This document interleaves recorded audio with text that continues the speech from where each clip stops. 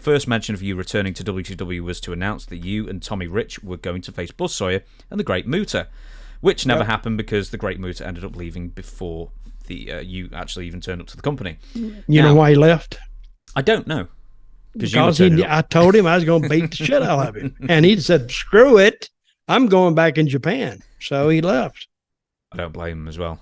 I mean, considering that your favourite hold is any hold that doesn't hurt, he obviously heard of your reputation. Who was booking at the time when you went into WCW? Well, I had to force them to book me. Ole was booking. And I told you how I got booked, right? I've told you that. Oh, yeah. You were threatened to sue them. Yeah, I threatened to sue them.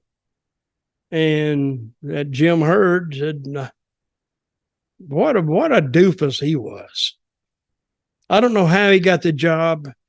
And I don't know how Ted Turner would even allow him to have the job because he was wrestling illiterate. He just knew that they did a decent rating, didn't know why. Of course, he doesn't have to know why. He just got to be the executive over it and leave that to the people who know what they're doing. But he wanted to get into it, and he actually had a match he wanted to book, and it was some god-awful match. I forgot what it was. It never got booked. It was, I'm going to look that up, see what match he actually wanted to book, but it was horrible. And of course, Meltzer would know. Meltzer knows everything. But Jim Hurd didn't have one clue about how to run a wrestling company because he came. You know what business he came from, right? Well, yeah, Pizza Hut. He was in the pizza business, and that's a lot different. And I don't know how. How now? You tell me, how could he get a job running a TV operation with a pizza background? When you signed your contract, did you get a free side of garlic bread? I did, and some iced tea. Yes, look at the benefits. Unsweetened. See, yeah, I get all the perks, but and that's how I got booked there. Were you ever not party to? Because I know you didn't do any booking in WCW, but did you ever experience any of the booking committees, specifically the ones headed by Ric Flair, and then he would have people like Jim Cornette, Jim Ross, Kevin Sullivan, Eddie Gilbert under him, that kind of thing? No. And I'm glad, because I hate booking committees. I hate too many collective minds at one time. You need 3 or 4 and then some assistants. 3 or 4 people who know what they're doing and go from there. I think less is more because you get more information with the people that are informed. And Ric Flair heading a creative team is useless. He can't even remember his name, let alone how to figure out how to book cards.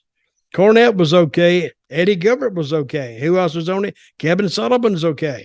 Jim Ross was on the committee. Jim Ross he's because he has seen it all. But just because you've seen it all, again, doesn't mean you know it all. Sometimes the greatest bookers were the ones who never did anything before and all of a sudden got a chance to do it, and all of a sudden they proved they could do it. See, in WCW, this is how it worked. People rose to their level of incompetence. Make sense? Oh, yeah. Just because you can sell pizzas doesn't mean you can run a TV wrestling company. Because he rose up all of a sudden, and he was fine where he was, and then they brought him up, and then he failed.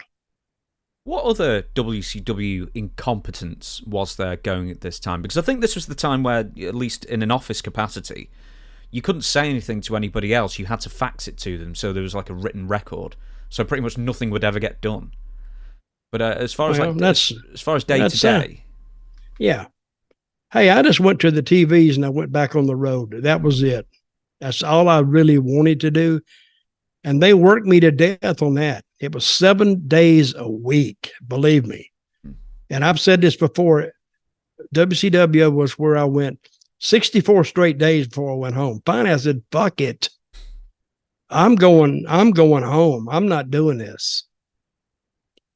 Because they run them so bad, they went to Nova Scotia once. Stan Lane, I think, just up and quit. He said, I'm not doing it. I am not doing it. To Nova Scotia. You ever been there? No. At the time, could you even fly there direct, or did you have to get like a boat or something? Well, I flew somewhere. I don't even know. What is the big town there? I don't even know what it is. But I guess I flew into there and then drove around. It's like driving around a cold-ass Georgia.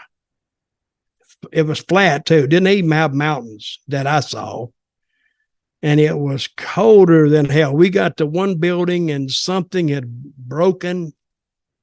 I think it was they had heated by gas or something. It broken, and we got to the building. Oh, they canceled the show, and it was. I didn't hate it, but it was. I hate cold weather anyway. But I went to some crazy, crazy places, and that was one of them.